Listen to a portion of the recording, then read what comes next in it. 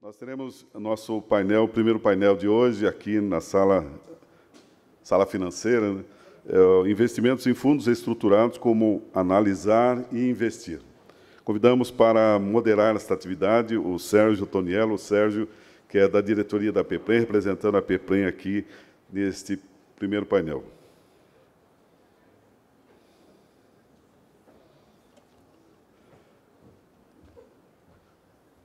Convidamos para participarem lá, não só também como uma palestra, mas também como um bate-papo, um entrosamento entre vocês. Convidamos com muita honra o Kesley Romani Crispim. Kesley da Quínia. Queremos agradecer aos nossos patrocinadores também nesse momento, a Quínia e também o Itaú. Muito obrigado a todos os profissionais, né, que aqui estão da Quínia e também do Itaú. E também, com muita honra, convidamos consultor econômico e financeiro, Ronaldo Fonseca. O Ronaldo também já conhecido de todos vocês, grande referência, né, na consultoria e também nos cursos, incentivando sempre os regimes próprios e a previdência. Tenham todos uma ótima atividade, muito bom dia a todos, sejam muito bem-vindos e dando as boas-vindas a todos vocês, Antônio Sérgio Toniello.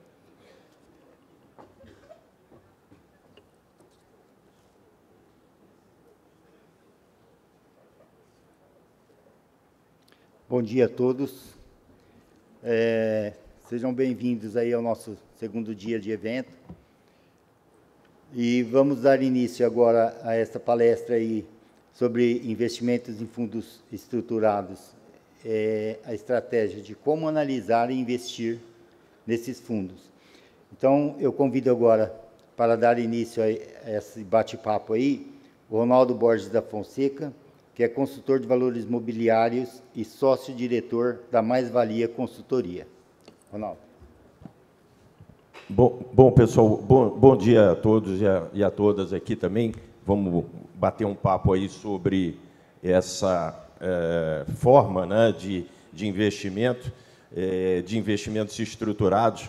Como o nome já cita para a gente, né, são investimentos que têm um pouco mais de estrutura, não são aqueles tão simples como só comprar título público, comprar um pouco de título público e título privado.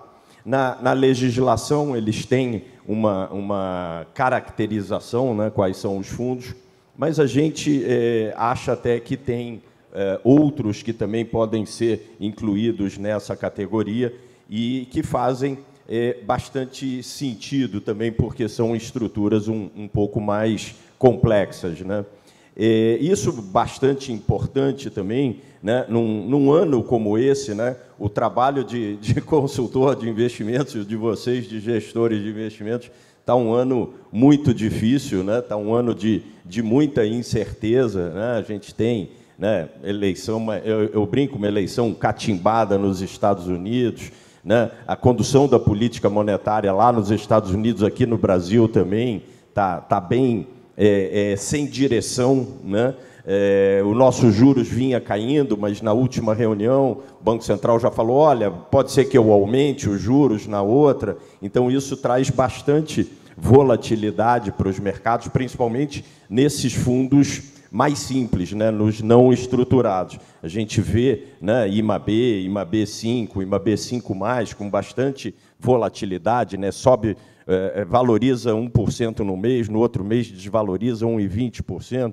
Então, fica difícil a gente acertar. A Bolsa também, né, o índice Bovespa, pegando ele, a gente vê com bastante volatilidade, porque a incerteza é tudo que o investidor não quer, né? A gente gosta de conseguir enxergar. Eu faço muita comparação, que é como se a gente estivesse, né, andando numa estrada e, de repente, aparece neblina, né? Então, a gente tem que reduzir a velocidade, talvez até parar, né, dependendo da intensidade, mas andar com cautela, ligar o farol de milha, né, acompanhar mais a faixa, não fazer tanta ultrapassagem, enfim, é bastante delicado isso. Os fundos estruturados, eles meio que passam ilesos um pouco dessas volatilidades, né? Geralmente são caracterizados por uma tese de investimentos, de médio e de longo prazo e que não olha muito para essa, olha, mas não tanto quanto nesses fundos mais simples, né? Eles têm uma estratégia definida, né? O Kesley vai poder falar bastante sobre isso, né? De teses de investimentos, é uma expressão bastante legal, né? Porque não é assim porque se acha, né? Tem uma análise macroeconômica, mas muito mais de sucesso de um empreendimento, de um determinado segmento, como o segmento imobiliário, por exemplo. Então, é óbvio que ele é afetado pela taxa de juros, mas ele tem uma expressão muito maior. Esses juros que a gente fala que a gente não sabe se vai subir ou descer, é o juro de curtíssimo prazo, né? A taxa Selic é uma taxa de curtíssimo prazo, o CDI é uma taxa de curtíssimo prazo, e esse não é a taxa de juros que essas teses de investimentos mais longas se utilizam, né? São exatamente alternativas a isso. Então, eu vou falar um pouquinho, né, a ideia aqui com o Kesley foi falar um pouquinho do geral do que eu estou comentando aqui, e depois ele entra aí com casos mais específicos e de uma grande gestora, né, focada nesse tipo de estrutura de investimentos, de alternativa de investimentos, e vocês que convivem nesse mercado vão poder observar que não são todas as instituições que têm esse tipo de foco, né, de negócio. São poucas empresas gestoras aqui no Brasil que têm esse foco de fundos estruturados ou com teses de investimentos de médio e longo prazo. Então, acho que aí vai ficar bastante completa aí a ideia do painel. Para soltar aqui...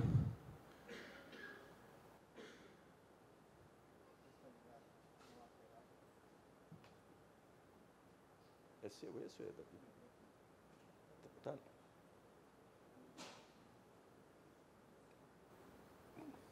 Produção.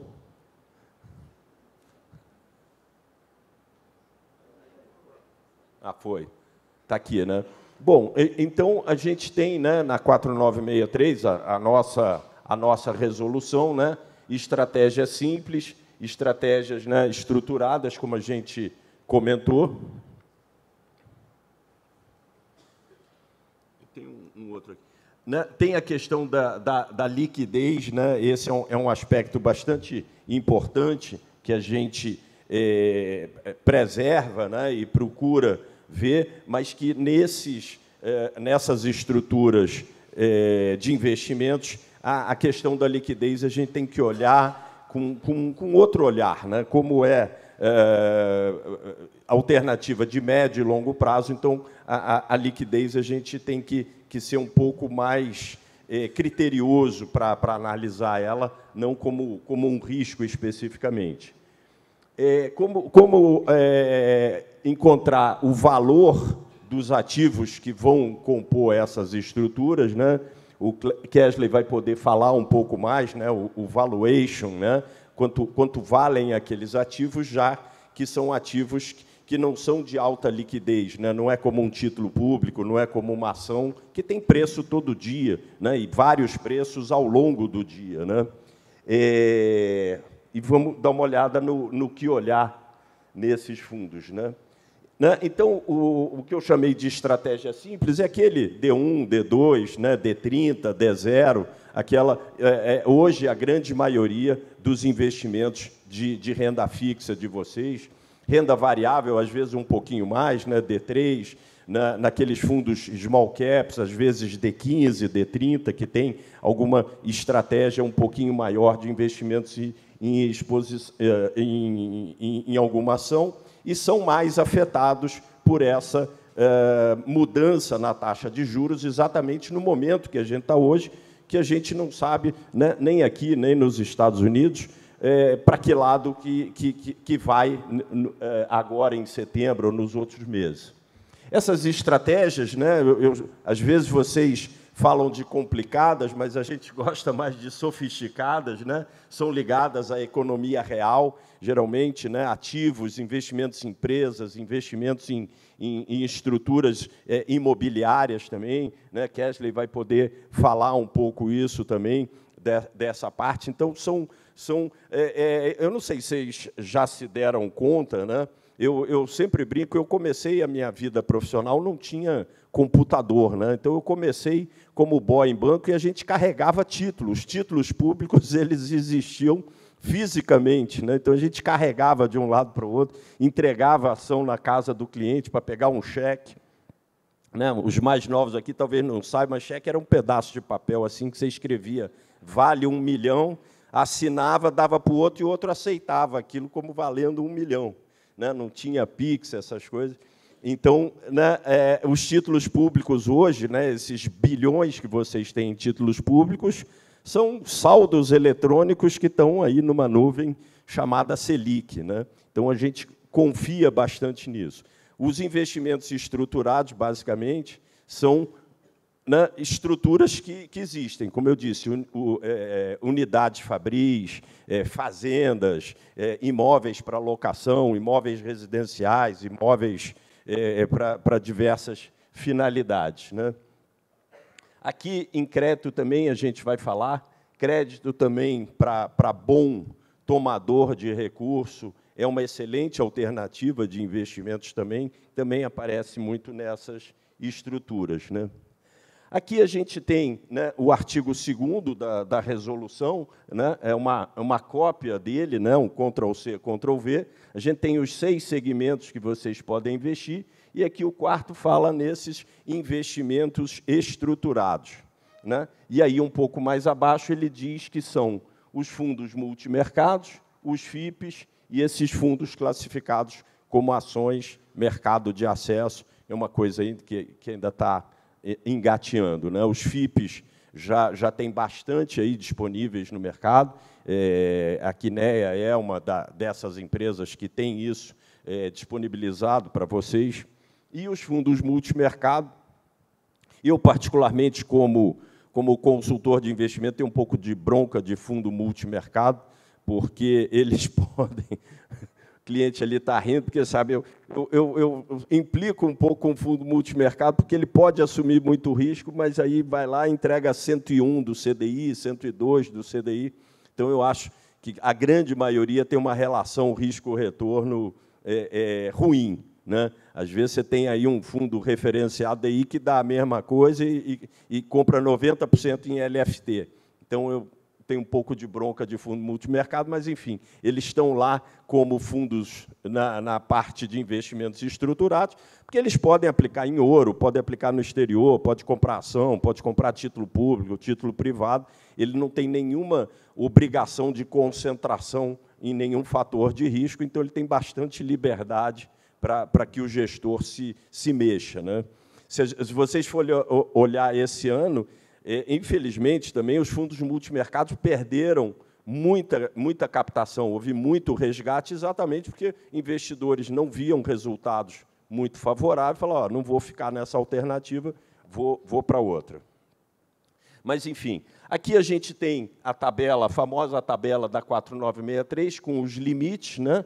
E aí a gente tem, então, os investimentos estruturados, né, com aquelas 3 estruturas que a gente falou, que a legislação coloca, mas, como eu falei, a gente acha que tem outras alternativas que também são estruturadas, que não são mais tão simples, que poderiam estar aí, como os fundos de debênture em infraestrutura. Né? É uma alternativa de investimentos que eu acho que vai crescer, sugiro até que vocês, quem não tem, coloque limite na resolução, na política de investimentos para 2025, colocar um limite ali para deixar isso aberto. Eu acho que esse é um segmento que vai crescer, que vai ter oportunidades de investimentos e talvez aí instituições financeiras venham a montar fundos com títulos emitidos por empresas de infraestrutura, que é aviação, saneamento, energia alternativa, armazenamento, né, estrada, tudo isso, né? Hoje mesmo tem notícia, né? O governo aqui do Estado de São Paulo vai fazer um plano ambicioso de concessão de estradas, e aí essas empresas que ganharem a concessão vão precisar fazer mudanças nessas estradas. Então, vão emitir debêntures, provavelmente, vão captar recursos, essas debêntures vão poder estar num fundo de debêntures incentivadas que vocês vão poder aplicar e aproveitar esse diferencial de taxa de juros. A gente tem também os FDICs, né? Aqueles fundos que estão ali também, que vocês podem, quem não tem progestão, até 5%. Vou falar um pouquinho deles aqui mais adiante, mas eles têm uma estrutura um pouco mais complexa do que um fundo que é só de título público ou um fundo clássico de ações. Os fundos imobiliários também, né, o Kesley acho que vai focar um pouco mais em fundo imobiliário também. É uma coisa bacana, a gente acha, vocês podem ter uma diversificação de investimentos imobiliários, né? Tem fundo imobiliário que tem dentro o hospital, tem fundo imobiliário que tem dentro imóveis residenciais, outros que têm universidades, outros que têm armazéns, outros que têm hotéis. Enfim, vocês podem fazer uma diversificação também dentro dos fundos imobiliários com imóveis de diferentes usos também, e também, assim, né, mitigando o risco. Então, eu incluiria mais esses aí, né? As debêntures, né, citei uma aqui, são essas que podem compor esse fundo. Você vai estar, na realidade, ao investir num fundo desse, você está emprestando, entre aspas, dinheiro para a empresa realizar um investimento, ganhar dinheiro com aquele investimento e devolver o seu recurso com a remuneração contratada, né, que a debênture vem a pagar. A gente tem o FDIC, que eu falei, que esse é um tipo de fundo que está surgindo um pouco agora como uma alternativa também para aqueles municípios que estão fazendo crédito consignado, né? A gente tem andado um pouco por aí, eu não sei se todos vocês sabem, mas o município, para fazer crédito consignado, ele tem que ter uma classificação, se ele é bom pagador, ou o Estado, né, atendendo um item que chama CAPAG, que é capacidade de pagamento. Então, o governo federal classifica os municípios com CAPAG A, B ou C, dependendo da capacidade de pagamento deles, porque os estados e os municípios tomam dinheiro, por exemplo, na Caixa Econômica, né, tem repasses para o regime próprio de previdência. Então, se ele tiver CAPAG A, ele pode emprestar dinheiro e tiver na política de investimentos, ele pode fazer crédito consignado para o servidor ativo e para o inativo. Se ele não tiver CAPAG A, ele só pode fazer para o inativo. E aí, né, o município fala, pô, mas e como é que eu faço para o ativo? Não, você explica para ele que o CAPAG não deixa.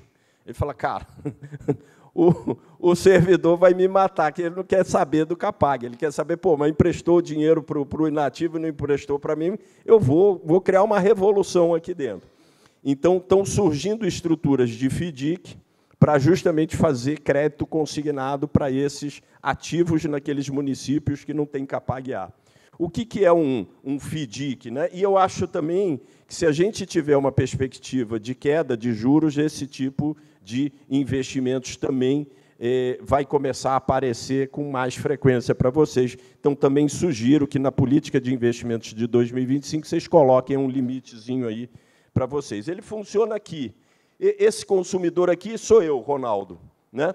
Eu vou na Casa Bahia e compro uma geladeira a prazo.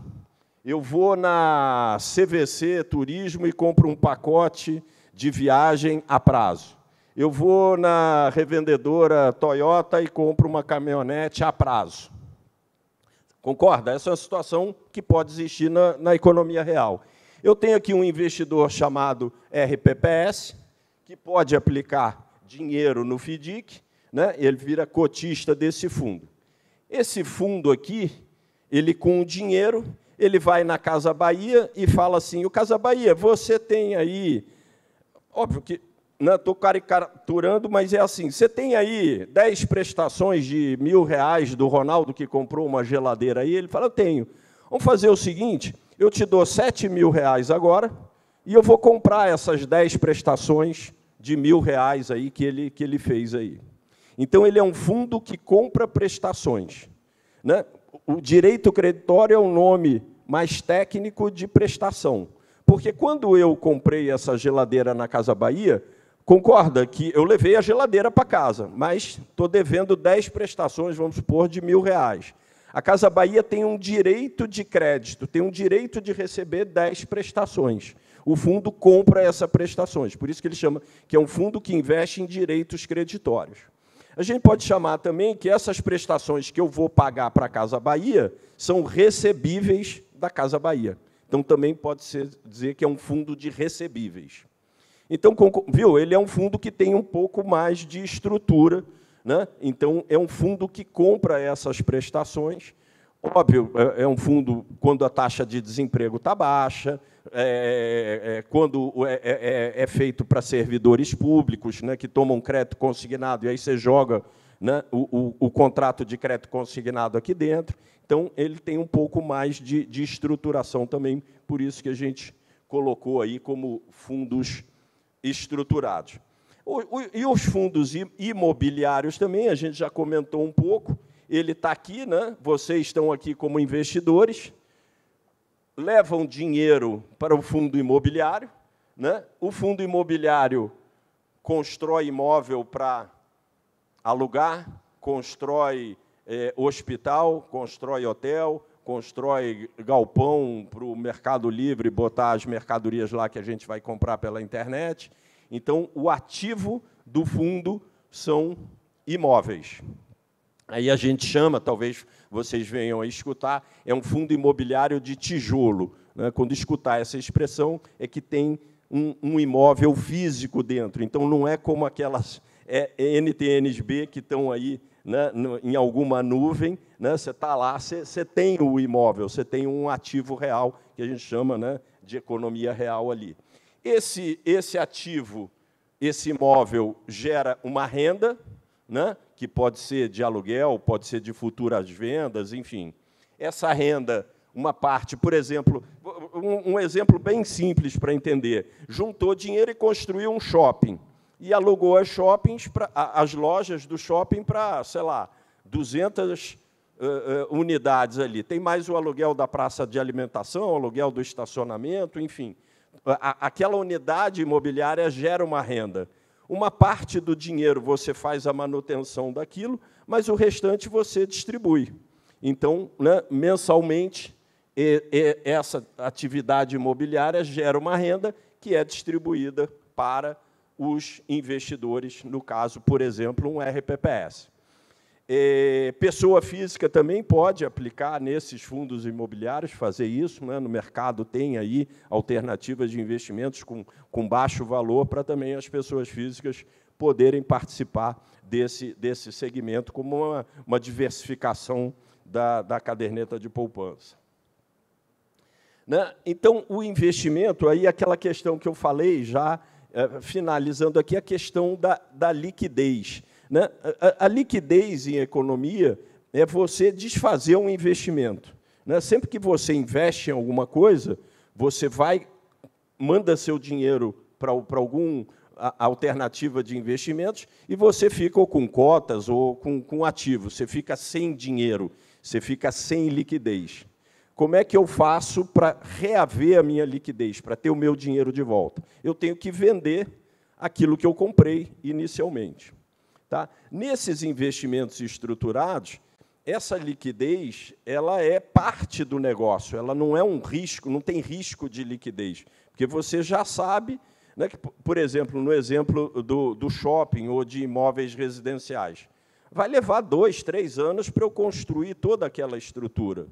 Né? Então, eu não vou pedir meu dinheiro de volta, eu estou apostando que aquela estrutura vai levar um tempo para ser construída, depois ela vai começar a gerar renda, e essa renda começa a vir para mim. Então, a questão da liquidez ela é parte do negócio, não é um risco do negócio. Esse aqui é o ponto que a gente gostaria de colocar. No caso dos fundos imobiliários, né, acabei não falando, a legislação fala... O fundo imobiliário é um fundo que não tem resgate, porque eu pego o seu dinheiro e construo imóveis residenciais, construo um shopping. Então, os fundos imobiliários que vocês investem têm que ter listagem na Bolsa de Valores. Se vocês quiserem liquidez, quiserem o seu dinheiro de volta, vocês vendem as suas cotas para um outro investidor que queira ser cotista daquele fundo imobiliário. Tá legal? Então, essa questão do risco de liquidez, né, tem aí a definição, mas ela é parte do negócio de fundos estruturados. Até porque, né, como falei no início, é uma estrutura que você espera que, no tempo, ela comece a te gerar uma renda por um bom período, ou uma renda bastante valorizada do investimento que você fez. Então, né, não tem risco de liquidez, porque você tem que esperar esse momento. Né? Então, a ausência de liquidez, né, como eu disse, não é um risco. Né? Tem prêmio para isso, né? Há sempre uma consideração do gestor do recurso, de que fazer isso ele precisa também prometer uma rentabilidade que premie essa ausência de liquidez e essa consciência do investidor de que o dinheiro dele ele não vai reaver durante a montagem daquela estrutura. Né? Então, acho que não vale a pena a gente falar em risco de liquidez, né? E sim como uma parte, uma característica dos investimentos estruturados. Eu acho que esse que é um grande recado aí para vocês que já investem ou que estão considerando colocar algum tipo de percentual na próxima política de investimentos para essas estruturas de investimentos. E aqui o Kesley vai poder exemplificar um pouco mais isso. Eu elenquei aqui alguns olhares, algumas análises que precisam ser feitas, né? Óbvio, repetindo, se é uma coisa mais estruturada, né, se não é comprar e vender título público, eu tenho que ter uma análise um pouco maior, né? Entender a estrutura envolvida, questionar muito, né? É uma maneira de fazer a análise de investimentos, questionando os gestores, né, sobre as teses de investimentos, os fundamentos, conhecer os ativos, né? Em muitos casos, né, tem visitas ao projeto, visita de campo mesmo, né? Avaliar se já tem algum produto similar àquele no mercado, comparar, ou na própria gestora, né? Ver o envolvimento dos sócios e da gestora naquela estrutura, né? Muitas vezes eles também investem, ou até os funcionários da gestora são cotistas juntos com vocês por acreditarem na tese, né? Então, é uma análise muito mais de qualidade do que de quantidade, né? Precisa, né, quem tiver consultoria, pedir para analisar, mas cabe a vocês também, como gestores, membros de comitê, uma análise um pouco mais aprofundada de tudo isso. Tá legal? Era essa a preparação inicial que eu queria fazer para vocês. Vou passar a bola para o Kesley e fico à disposição para outros questionamentos. Obrigado.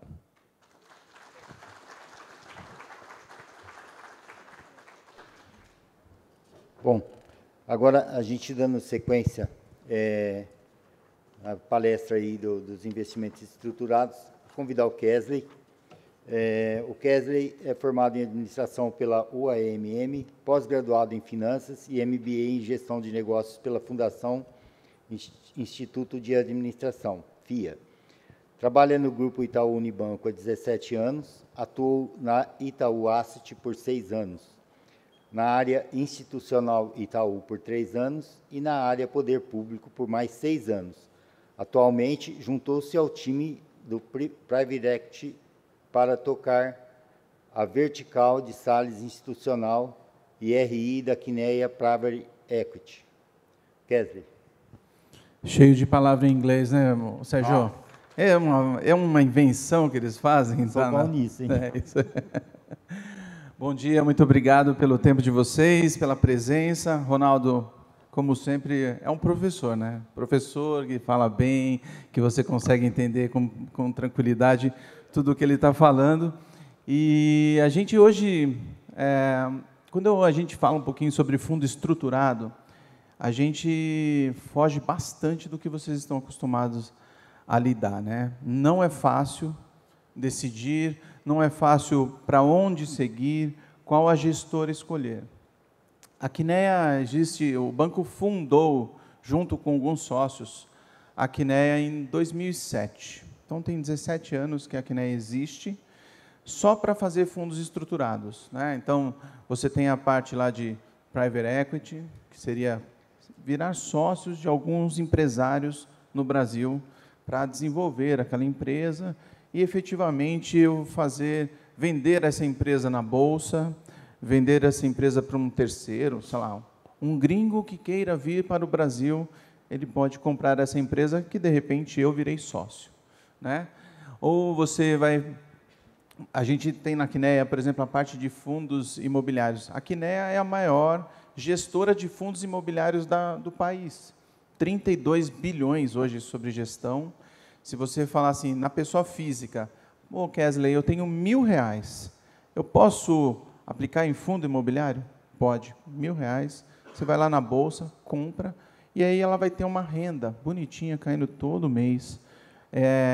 E é uma experiência muito saudável, porque você tem esses diversos produtos, você tem apartamentos residenciais, você tem logística, você tem galpões de logística, ou galpões onde tem fábricas lá dentro, você tem hotéis, você tem hospitais, é exatamente isso que o Ronaldo falou, e você recebe um aluguel disso. O que o fundo faz? Ele bota numa caixa, numa cápsula como fundo imobiliário, e você investe o dinheiro e eu te retorno um valor.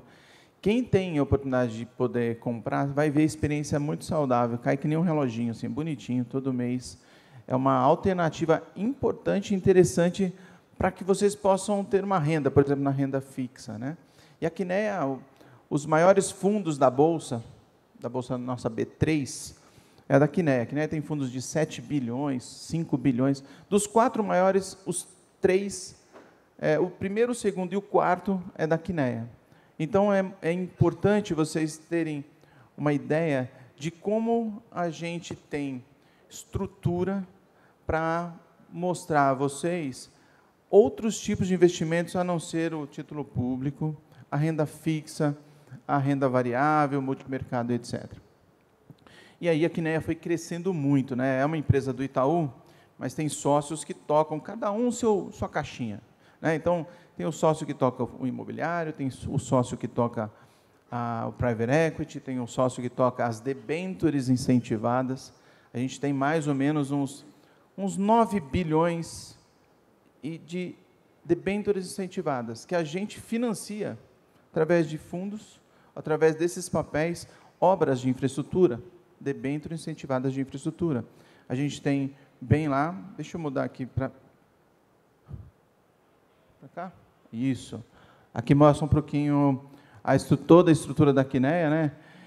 Então, aqui, ó, as verticais que a gente tem, para que vocês entendam, olha que interessante você ter uma gestora de um bancão, né? Tem a estrutura de um banco grande por trás, mas é uma gestora independente. Isso aqui ajuda muito vocês na defesa. Quando você chega para um comitê de investimento e fala assim, eu quero investir na Quineia, aí vocês vão ouvir assim, o que é isso? Quem é essa empresa? Aí você tem o nome do Itaú por trás, é mais fácil da pessoa tangibilizar quem é que cuida desse dinheiro, né? Então, a Quineia tem, hoje, esse é um slide com os dados de abril, mas a gente já bateu 140 bilhões. É a maior gestora independente que existe hoje na indústria, fora os grandes bancos, né? Fora as assets Itaú, Bradesco, Santander, Caixa, Banco do Brasil, etc. Então, aqui está a gente fala um pouquinho sobre o que nós temos dentro de casa, né? A gente também tem a parte de fundos líquidos, né? A gente também, eu vou comentar meus anos de Itaú, e ao vir para a Quineia, exatamente para a gente começar a usar toda a potência que a Quineia tem, gestores espetaculares, caras tops, para a gente poder enquadrar produtos para o regime próprio de previdência. A princípio, a gente tem a parte de private equity, os FIPs, a parte de fundos imobiliários e agora vamos começar logo, logo a ter a parte de fundos líquidos ofertados para vocês. Mas vamos voltar ao pedaço aqui que a gente fala sobre os fundos estruturados. Como escolher isso, né? Como é que eu faço a escolha de fundos estruturados? E eu vou tomar a frase exatamente de uma pessoa que vocês conhecem bastante, que é o João Figueiredo de Jundiaí, presidente da Bipem, foi muitos anos, bem conhecido aqui no estado, e ele fala assim: você compra o histórico do gestor. É o gestor que você vai comprar. Porque o FIP é uma casca, que eu coloco o que eu quiser lá dentro, né? E aí você fala assim: como é que eu dou a liberdade de assinar um cheque? Ah, eu adorei, bicho, esse negócio. Eu tenho certeza que o Pedro, que trabalha comigo na Quinéia, ele não sabe o que é cheque. Tenho certeza absoluta. Menino de 21 anos vai saber o que é cheque? Não sabe o que é cheque. Aí você falou do título público debaixo do braço, não é da minha época. Eu tenho cabelo branco, mas não sou tão antigo assim. Você revelou sua idade, hein, bicho? Bom, de toda forma, está aqui. Você tem que comprar a história do gestor. Como é que ele lidou ao longo dos anos, comprando e vendendo alguma coisa, né? Primeiro eu vou falar um pouquinho especificamente dos fundos imobiliários que a gente está distribuindo, e a resolução tem uma coisa bem difícil da gente trabalhar. Ela não autoriza vocês a aplicarem em CRI, créditos recebíveis imobiliários. Vocês não podem, né? E como lei, a CVM fala assim: para fundos imobiliários de renda, aquele que vem um aluguelzinho bonitinho, o caixa do fundo precisa ser em CRI. Então, por exemplo, eu não consigo pegar aquele fundão lá de 7 bi e falar assim: RPPS, compra aqui comigo que eu vou te pagar. Esse fundo está rendendo 0,95%, 1%, 1,02% ao mês. É meio reloginho assim. Ótimo, né? 1% ao mês para vocês, bate meta, risco baixo, com liquidez, ótimo. Mas eu não posso, porque tem CRI no fundo. Então, a gente começou a ver uma estrutura. Como é que a gente vai analisar e vai ofertar produtos imobiliários para vocês? Tem que listar na B3, não pode ter CRI. Aí a gente começou a ir para os diversos caminhos jurídicos para entender juridicamente o que era possível ou não. Então, eu vou dar um exemplo do que a gente ofertou, está finalizando a oferta agora, faltam 10 dias para fechar o fundo, de um fundo imobiliário residencial, o tal do fundo tijolo, que o Ronaldo falou. E nesse fundo, nós teremos 4 ativos, ou seja, 4 prédios no fundo residencial, que vai gerar renda. Aí você fala assim: como é isso, Kesley? Ali, eu vou dar o exemplo do que foi esse tipo de ativo. Apartamentos de 30, 35 metros, pequenininhos, compactos, que as pessoas compram ali ou alugam através do Airbnb da vida. Olha, nós estamos falando de investimentos do regime próprio na economia real. Porque quantas vezes você vai para algum lugar, você pode entrar no Airbnb e alugar aquele 3 dias, 5 dias, 10 dias. Em São Paulo, a cultura e a prática do turismo hospitalar. Você vai falar: Kesley, o que é o turismo hospitalar? Muita gente vai se tratar em hospitais de ponta em São Paulo, fica lá uma semana, ou tem alguém internado, a pessoa vai lá e fica 3 dias, 5 dias, 10 dias, fica exatamente nesses lugares, né? Então, esse fundo, por exemplo, tem 4 prédios próximos a metrô, em bairros excelentes, ou próximo a grandes hospitais, um complexo de hospitais. Se você pega ali em região do Paraíso, em São Paulo, tem, sei lá, dezenas de hospitais ali, e hospitais de ponta, né? O HCOR, o Oswaldo Cruz, o próprio Sírio, e assim por diante. Então, a gente criou o fundo. Então, o fundo ele é listado na B3, mas eu tenho uma trava de 3 anos para que vocês possam efetivamente negociar no mercado secundário a sua liquidez, você sair do fundo, né? Então, ele fica esses 3 anos, que é o prazo para eu construir os prédios, construir efetivamente tijolo por tijolo, e aquilo lá se tornar um prédio para eu poder mobiliá-lo e alugar, né? Efetivamente, nesse caso deste fundo que a gente negociou, estamos finalizando a captação, eles já tinham 2 prédios prontos. A gente comprou o prédio todo. Chegou lá, deu cheque e comprou 100% do prédio. Alguns RPPS foram comigo no prédio que vai fazer parte desse fundo, que fica em frente ao aeroporto de Congonhas. Ele tem uma ocupação de 92%. Quando tem eventos em São Paulo, ali no Expo Center, ali, mais na parte da Imigrantes, ali, ele fica 100%. Não era um hotel, era já efetivamente um prédio residencial construído por uma empresa, que o foco dessa empresa era efetivamente alto padrão, apartamentos enormes, 300 metros. E ele tinha esse ativo que ele achou que poderia fazer sentido na carteira dele, e ele falou assim, meu negócio é alto padrão, eu não quero mexer com isso. Então, a gente comprou o prédio. E eu fui lá, levei pelo menos 4 RPPS foram comigo lá no prédio. A gente vê, efetivamente, o dinheiro do regime próprio está investido no tijolo. Existe o prédio, existe os apartamentos, existe a mobília, é do regime próprio. Né? Eu até brinco, falo assim, se vocês vêm de São Paulo, brincava, por exemplo, o Instituto de Manaus foi um dos investidores do fundo. Eu falei assim, põe na política lá, quando for para São Paulo, tem que ficar nos ativos do Manaus Prev. E aí eu vou obrigar o cara a se hospedar ali, porque ele vai efetivamente ter que se hospedar em algum lugar. E os hotéis em São Paulo estão muito caros, 500, 600, 700 reais a diária, e normalmente esse tipo de apartamento a diária de 300, 280 e assim por diante. Então eu estou dando um exemplo aqui, prático, do que vocês podem investir numa categoria de fundo imobiliário. A gente fez um fundo semestre passado para RPPS também, que pessoas físicas também compraram, de galpão logístico, em Guarulhos. Então, a gente fez, o galpão está sendo construído. Eu fui com um dos investidores, as visitas são importantes. Se vocês comprarem fundo imobiliário, vá no lugar, vai visitar.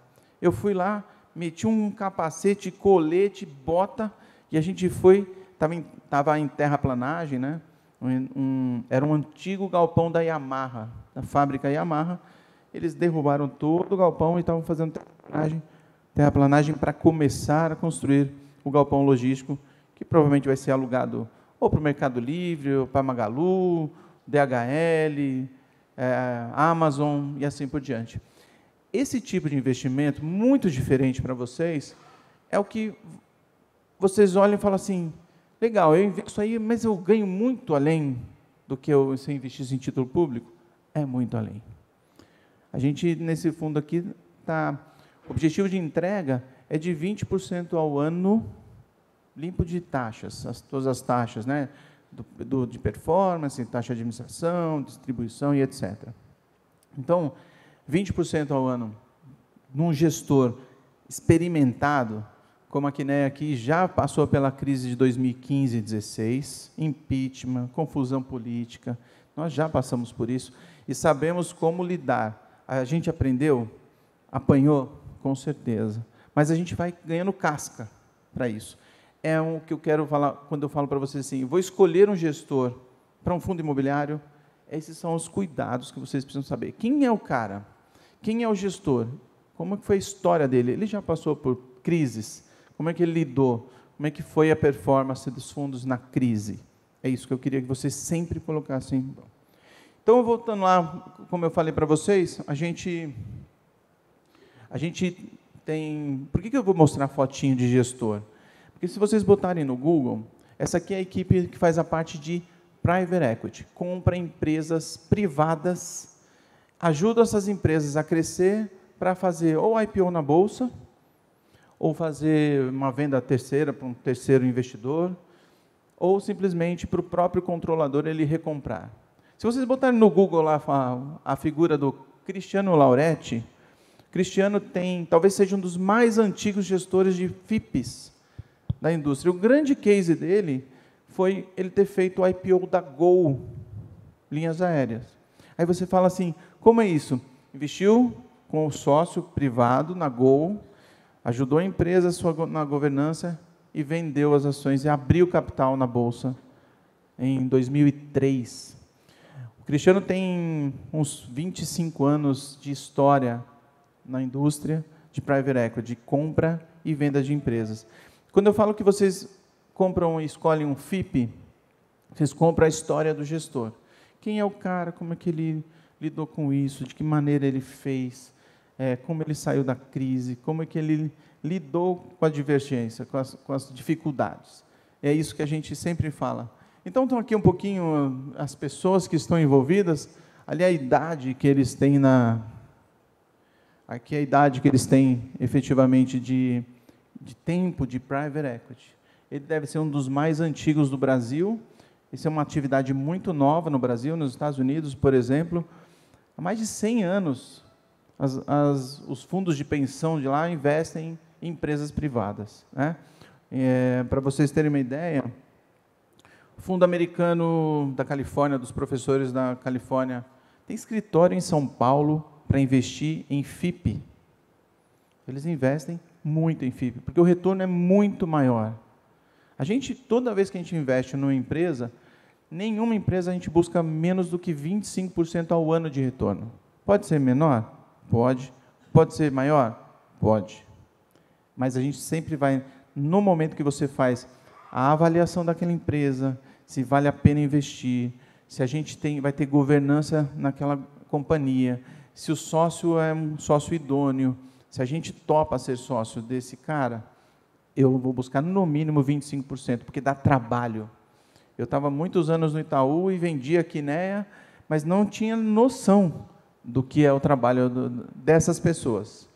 Esses caras, eles sofrem, eles ganham dinheiro deles, mas eles sofrem muito. Porque você pega um empresário brasileiro que a gente não compra empresa pequena, startup, coisa do tipo, sempre empresa já mais parruda, empresa que já tem seu faturamento 50, 70, 100 milhões de lucro operacional por ano, e aí efetivamente ele está fazendo um faturamento de 500, 800, 1 bi, 1 bi e meio, 2 bi por ano. Então a gente já pega uma empresa líder regional, líder nacional. Então a gente vai fazendo análise dessas empresas, vendo se vale a pena investir nessa empresa, se o valuation, né, o valor daquela empresa está dentro dos parâmetros para a gente ter o retorno de 25%. E essas pessoas são as pessoas que fazem a análise disso e sofrem bastante aqui com os empresários, porque você lida com egos. Tem empresário ali, a gente já foi sócio do Nizam Guainais, publicitário, super conhecido, mas é um pavãozão, um pavão. Ele tinha diversas agências de publicidade, as mais famosas, as maiores, DM9, África, essas grandes agências de publicidade, ele era o dono dessas empresas. E você lidar com o ego de um empresário que já está rico, muito bem sucedido, é dureza você chegar e puxar a orelha do cara, falar, não vai por esse caminho que está errado. É difícil, e essas pessoas lidam com esses tipos de empresário e a gente vai aprendendo bastante. Então, aqui a gente fala... O Kesley ia falar, aquele quadro que você colocou é bastante importante para credenciamento, né? Qual? Que esse?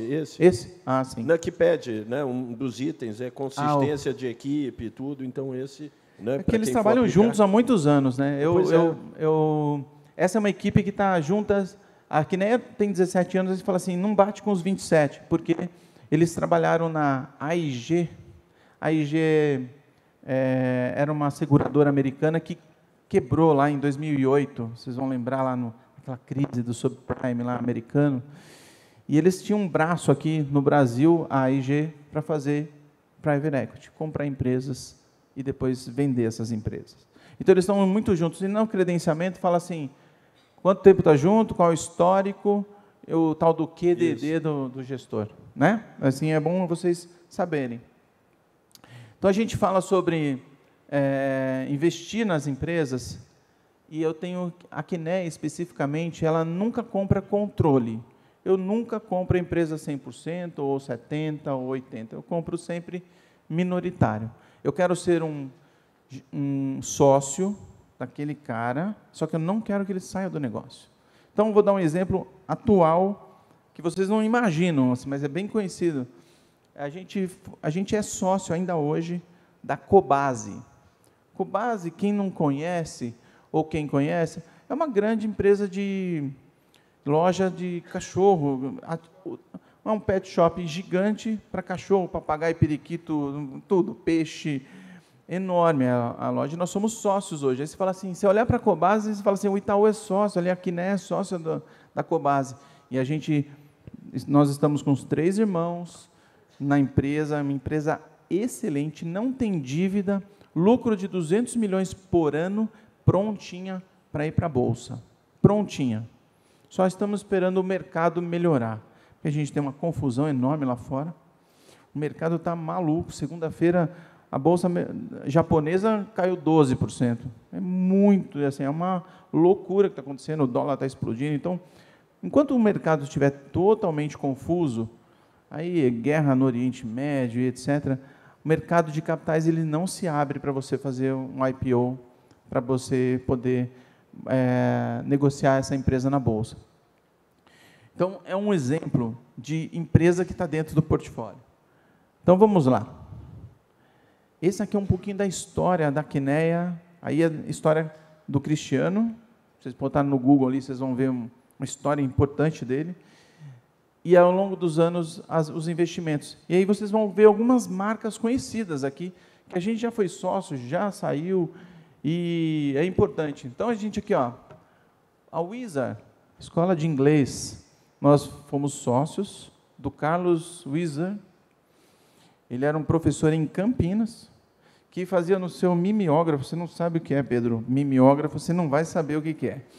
Aquele cheiro de álcool, assim, você não vai nunca imaginar o que a gente sentia. Tá velho, hein, Cléber? Eu tô velho. Assim, o mimeógrafo, ele fazia as apostilas de inglês na garagem dele. É literalmente essa história. E ele vendeu essa empresa para o grupo... Está falhando aqui? Deu. Ele vendeu para o grupo Pearson por 2,4 bilhões de reais a Wizard. O grupo Pearson quis entrar no Brasil, olhou, e através da Quinéia, ele entrou em contato e foi feita toda a venda, foi porteira fechada, e eles pagaram 2,4 bilhões pela Wizard. Então, é uma história de sucesso do professor de Campinas, com seu mimeógrafo, ficou bilionário, né? Aqui, assim, ó, Unidas, aluguel de carro, Grupo ABC, aquela do Nizam, que eu falei para vocês, Pisos Eliane, né? Pisos e cerâmicas Eliane. Então, tudo isso, olha que interessante. Você fala assim, isso aqui, a Quinéia é um dos grandes investidores em FIPs, e o regime próprio é um dos maiores, se não o maior, gestora de FIP para regime próprio, tá? Então, aqui passou de bilhões já de RPPS investindo na Quinéia. Então, imagina o regime próprio ser sócio indireto da Pisos Eliane. Foi lá. Eu lembro que quando a gente entrou no Pisos Eliane, tinha uma diligência de 64 pontos a melhorar quando a gente entrou. Parte fiscal, parte ambiental, porque essas empresas têm forno, né? Então, é um trabalho enorme que o gestor tem para arrumar a casa. Quando a gente vendeu o Pisos Eliane cadê? Omnicom, não... Aqui, para Monalk, que é um grupo americano, a gente vendeu 100% com 0 itens a se arrumar.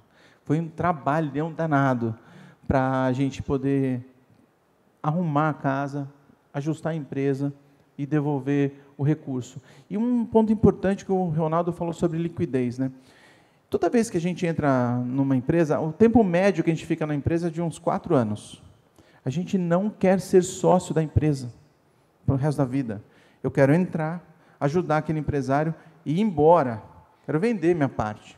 Por isso, você ser minoritário facilita, você abrir capital na bolsa facilita, porque eu preciso devolver o dinheiro para vocês. Vocês precisam olhar, como é um fundo longo, fundo de 8 anos, de 10 anos, a gente precisa dar um horizonte de saída para vocês e falar assim, ó, estou devolvendo o dinheiro para vocês. Para vocês terem uma ideia, o o atual, o fundo Kinea 4, que está em desinvestimentos, que é um fundo de 2018, que tem essas empresas aqui na carteira, que algumas coisas já foram vendidas, está rendendo IPCA mais 29 por ano, desde a sua história no fundo. É um retorno muito legal, né? E é um retorno do regime próprio na economia real.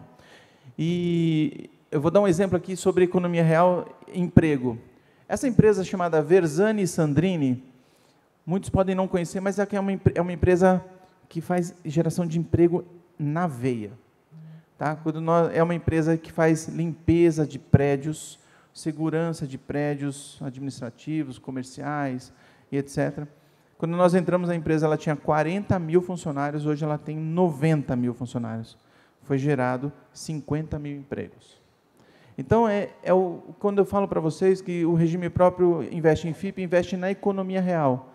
Ele literalmente está investindo para geração de emprego. E aí eu pego uma palavra assim, de um senhor que é do Comitê de Investimentos lá de um RPPS do Nordeste, o senhor Jânio, ele fala assim: Kesley, o RPPS não só precisa investir em título público, financiar o governo federal, ele precisa colocar o seu dinheiro na economia real também. Mas aí você tem que saber escolher o gestor, e esse é o grande cuidado que vocês precisam ver. Então, aqui estão as diversas empresas, aí a Cobase está aqui, a Panvel, que é uma fábrica, farmácias, muito forte no sul do país. A gente é dono da Wiser, que aí eu vou traduzir para vocês, a marca comercial é a WiseUp, a gente voltou a investir em escola de inglês. Tivemos um aprendizado enorme com a pandemia aqui, com as lojas, as escolas fechando. Aqui a gente teve que rebolar mesmo, literalmente. Começar a fazer, para vocês terem uma ideia, a gente saiu de 9 mil alunos online para 250 mil alunos online.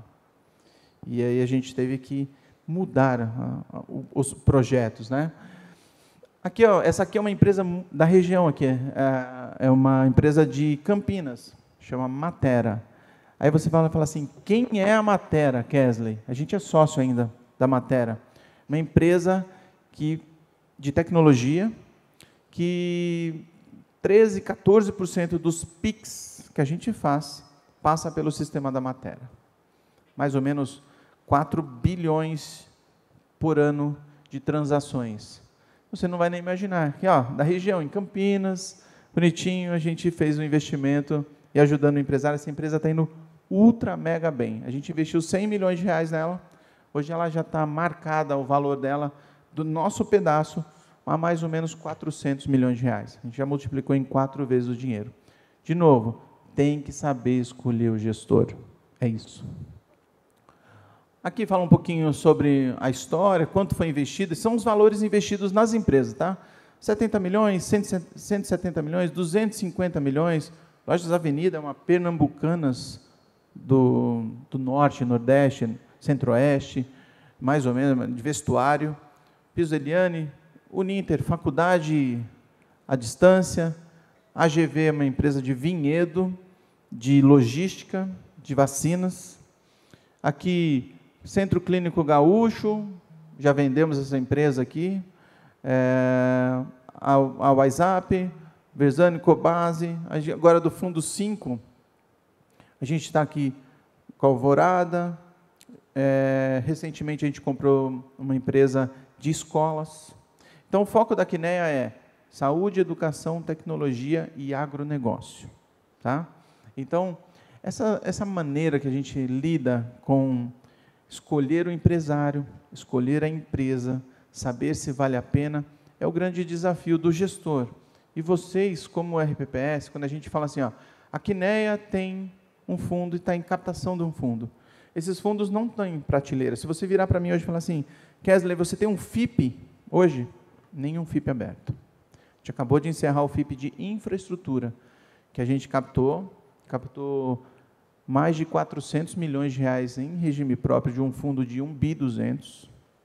400 milhões foi de RPPS, para fundo de infraestrutura, para investimento em saneamento, energia solar, alguma coisa em rodovias, a gente está olhando, a parte de, por exemplo, assim, energia de gás, de lixões.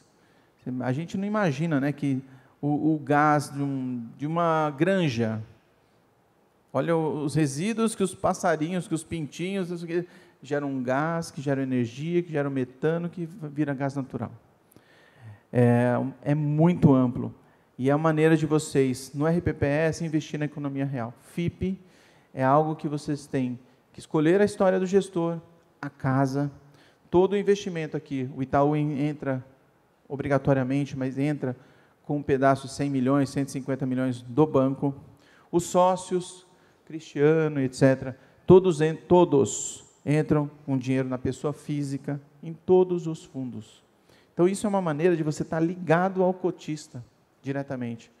E aí você tem as diversas reuniões anual para mostrar o resultado, para conhecer o empresário. A gente chama os cotistas para ir para São Paulo e conhecer o empresário. Aquele cara como é que ele saiu do zero e virou uma grande empresa? É muito legal você ouvir a história de vida dessas pessoas. Eu já estou finalizando, porque a gente abre um pouquinho para as perguntas, mas aqui é a minha receita de bolo, tá? A empresa, a Quineia, não faz investimentos se não tiver com esses tiquezinhos ok. Indicação de presidente ou diretor financeiro. Essa empresa chamada Blue Health, muito nova, uma empresa que loca ressonâncias magnéticas, tomógrafos, para clínicas e hospitais, né? Hoje o CEO, o presidente dessa empresa, que faz aluguéis, manutenção desses aparelhos, é um dos componentes da Quineia, é um dos meninos ali, chamado Eric. Ele é o presidente, uma indicação nossa. O sócio falou assim, a gente quer o Eric, porque esse menino ele tocou todo o início dessa transação e ele conhece melhor do que ninguém a Blue Health. E aqui ele é hoje CEO. Mas a gente sempre tem algum diretor financeiro, é sempre indicação da Quineia. Olha só, eu sou minoritário e tenho a chave do cofre. Isso é mais difícil de você lidar com o empresário. Quando você fala isso para ele, ele fala assim, que não vai mexer no meu dinheiro, não. Muitos não aceitam. É trabalhoso investir em empresa, muito trabalhoso. Então, aqui você tem assento no conselho, faz parte dos comitês. Aqui é o tanto que eu investi dentro da empresa, então eu sempre sou minoritário. O dinheiro é investido na empresa, o tal do cashinho aqui, ó, significa dinheiro para crescimento da empresa, não para o sócio ir pescar, ir para Miami, sei lá, fazer alguma coisa da vida. Não. Tenho direito a vetos. Isso aqui é mais difícil do que acertar a mosca a 100 metros aqui de distância, porque você falar não para o empresário é a coisa mais dolorosa para ele, porque ele tem um ego próprio, ele cresceu, ele foi muito bem sucedido aqui. Então, a gente está aqui, e os mecanismos de saída. E aqui eu vou finalizar, para a gente entender as saídas, como são importantes. Como é que eu saio? Quais são as preferências? Geralmente, a gente quer sempre abrir capital na bolsa. Sempre. Eu quero tentar fazer isso, porque é onde a gente realmente alavanca dinheiro. Mas quando não dá e vem um terceiro nos comprar, que é o caso aqui dessas todas as empresas aqui, ó, quem comprou, né? A maioria foi um terceiro, um investidor, um gringo que quer vir para o Brasil. Então aqui você tem uma ideia de como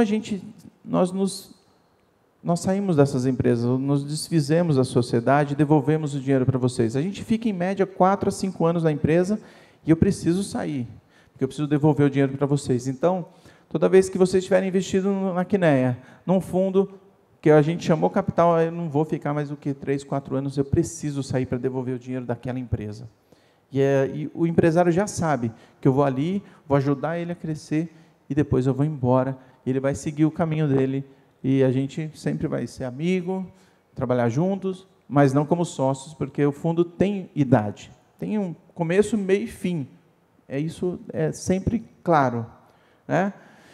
Então, eu vou passar para vocês, são as teses de investimentos, etc., etc., que a gente fez ao longo do tempo.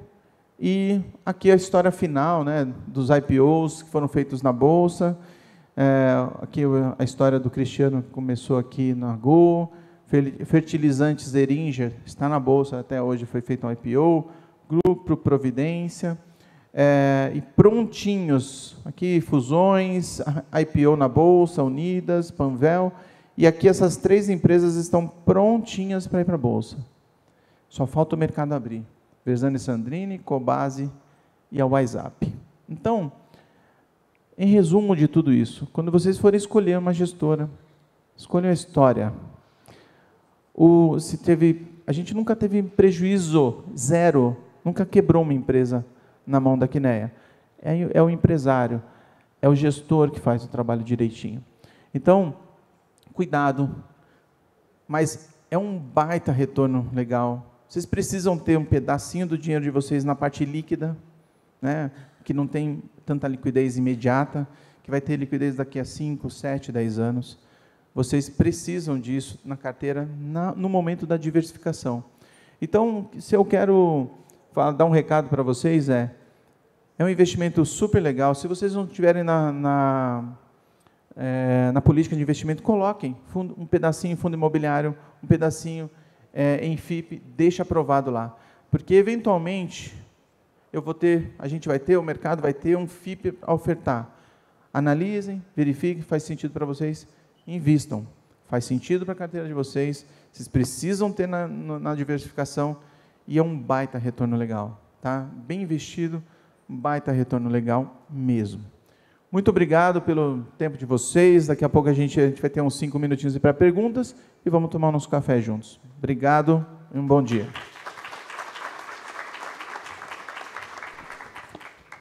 Obrigado, Kesley, pela explanação aí. E agora vamos abrir aí alguns minutos para perguntas. Alguém?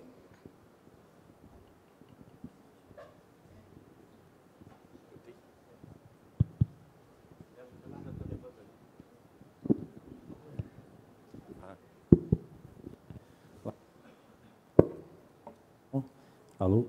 Obrigado. Bom dia, meu nome é Eli, sou do RPPS de Barueri.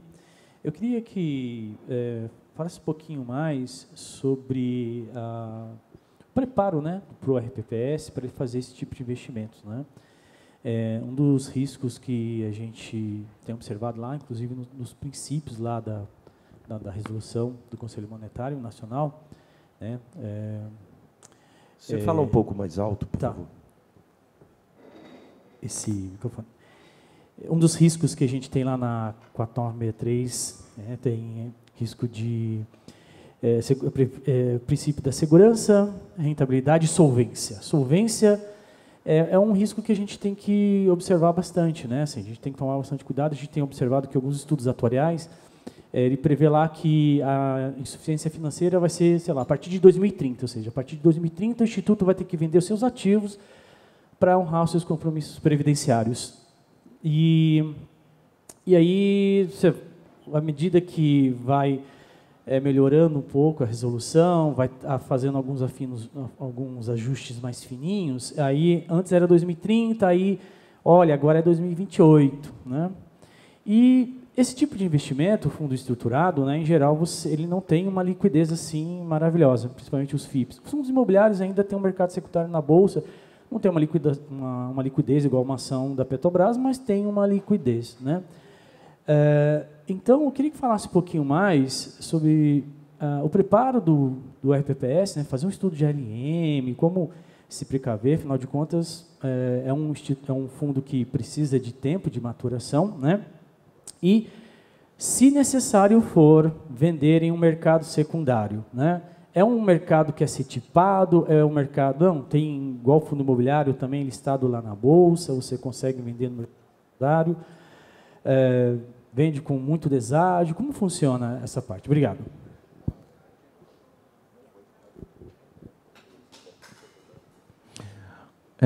Esse tipo de investimento, acho que o que pega mais é a solvência. Tá? E, assim, a solvência, como ele não tem liquidez...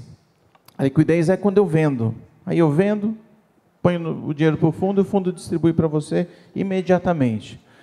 É um caso que você precisa olhar dentro do seu ALM, se faz sentido. Porque se você tem prazo, 10, 15 anos, 20 anos, você não vai precisar desse dinheiro, faz todo sentido, né? A solvência das empresas também é uma coisa importante, porque ver o tamanho da empresa que está sendo investida, se o gestor está fazendo a diligência corretamente, mas o que o regime próprio, por isso que eu falo sobre escolher gestor, né?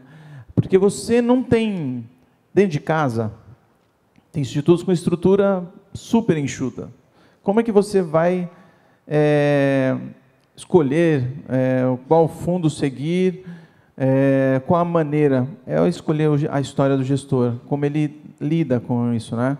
Porque você não tem efetivamente mercado secundário nisso. Eventualmente, se você falar assim, Barueri, por exemplo, é um cotista nosso, você sabe muito bem, do QINEA 4, né? E se você falar assim, Kesley, preciso sair, preciso de dinheiro, tem como? É óbvio que você chega para a gente, fala assim, eu preciso vender minha cota, de todo jeito. Aí eu vou chegar para outros cotistas e falar assim, querem comprar a posição de Barueri? Vai ter um deságio, XPTO, e se você falar, ok, dá para fazer a negociação. Você falar com o administrador, ele pode fazer isso. Mas esse não é o objetivo, né? O objetivo principal é você levar a vencimento e receber esse dinheiro inteiro. Você hoje não tem muita saída. Quando você escolhe o FIP, você precisa olhar para o seu ALM e falar assim, eu posso. Esse dinheiro, sei lá, você tem mais de bi de tamanho, 2 bi de tamanho. Às vezes os 10, 20 milhões que você aplicou num FIP, não vai te fazer falta. Mas se você investe 50, 70, 100, pode ser que lá na frente você precise desse dinheiro e não tenha liquidez. É um cuidado só, mas não tem, para esse tipo de fundo, não tem muito o que fazer. Para FIP, fundo imobiliário você consegue, esses fundos que eu falei daí como exemplo, tem 3 anos de prazo, 4 anos de prazo, então são curtos. É tiro curto, começo, meio e fim. A hora que os prédios estiverem prontos, eu vendo os 4 prédios, devolvo o dinheiro, e esses prédios vão para fundos de renda. É outra história. Então, cada estrutura, para fundo estruturado, tem uma peculiaridade que você precisa analisar com calma, com o seu consultor. Se você não tiver consultor, é com a gente mesmo. Você vai ter que trocar uma bola. Kesley, preciso dessa informação para eu ter segurança de investir. Entendeu? Não sei se ficou claro. O complementar que faz parte da gestão de liquidez que você vai ter que ter na tua política de investimento. O aconselhável seria que, olha, primeiro que o percentual, como o Kesley falou, é pequeno, né? E na resolução, de preferência também, não esgotar aquele limite todo num único FIP, né? Se você puder ter mais de um, achamos bastante interessante. Mas você considerar que aquela estratégia-alvo de 2%, vamos supor, do teu patrimônio, ela é zero de liquidez. Até como eu tentei comentar, a falta de liquidez é uma característica do produto, não é um risco do produto, né? O que é um pouco diferente. Então, olha, naqueles 2%, minha liquidez é zero, mas eu tenho tanto em título público, tanto em fundo que me garante uma liquidez aí combinada com a LM, mas a sugestão é falar, ó, esses 2%, eu só tenho 98%, a partir disso, só 98% de possibilidade de liquidez. Esse aqui, por 3 anos, 4 anos, é zero de liquidez, porque o mercado secundário realmente é com pênalti praticamente inexistente. Bom, alguém mais? Temos aí, já esgotou o tempo. Então, em nome da PPREM, eu queria agradecer ao Kesley, também a QINEA, o Itaú, o Ronaldo, da Consultoria de Investimentos, aí pela parceria e pela disponibilidade aí de trazer conhecimento aí para a gente.